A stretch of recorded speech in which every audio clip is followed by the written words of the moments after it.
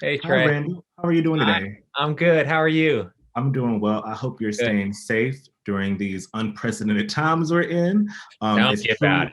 it's truly something else. But fortunately, we have projects like WandaVision to get us through all the craziness.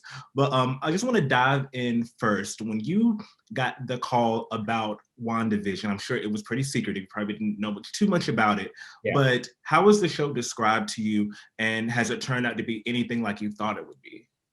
Well, when I first got called in, yeah, I didn't know anything.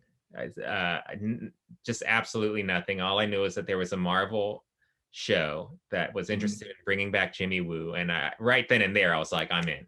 You know. But then when I sat in this conference room with the head writer Jack Schaefer, and she broke down the series, uh, I was just so blown away. I was even more excited to be a part of it. It just sounded so unique. It sounded like something that had never been done before. Also, as a fan of like classic sitcoms, I was like, oh, that's cool.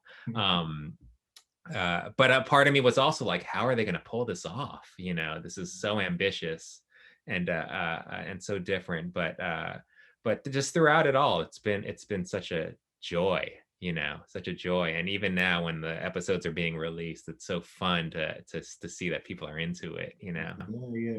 It's yeah, special because we literally don't know what's happening. Like yeah, you have to like on a week to week basis you have to come in, tune in, and figure out what's happening. And even at the end, you're still like, well, what did I just watch? I'll be in like these rabbit holes on YouTube trying to look at all the Easter eggs. And I it's a know. part of this jumping from film to TV is part of it makes it better with the viewing experience to have like all of these theories and stuff flying around. Yeah, yeah, it's cool. It's cool. Yeah, and speaking of which, so as far as we know right now, your character is one of the characters that doesn't, go through time periods. At least we know right now, because anything can happen. But at least what we know right now. Right. So keeping that in mind, what is a decade that you would have liked to see Jimmy in if he was one of the characters that were throughout the different decades and the different sitcoms? Oh gosh, I always go back to the Dick Van Dyke Show, Mhm. because I was such a huge fan of the Dick Van Dyke Show,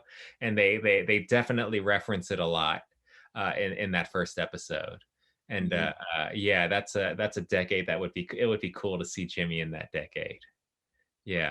You're back in the Marvel fold for this series as Marvel continues to expand for phase four and phase five. Could you see, Jimmy continuing to be in even more projects down the line? Well, I mean, if they asked, I would be there, no question. Just because I love being in the Marvel universe and I just love the people, just from the top down, everybody's so cool. Uh, um, but I have no control over that. I'm just thankful to be in WandaVision. I'm thankful for having been in Ant-Man and the Wasp. And but if they do decide to bring Jimmy back, whether it be his own kind of show or team, or if it's someone else's show and he's just there trying to figure things out like he is here, I'd be happy with that. Yes. Well, awesome. Well, thank you so much for your time today.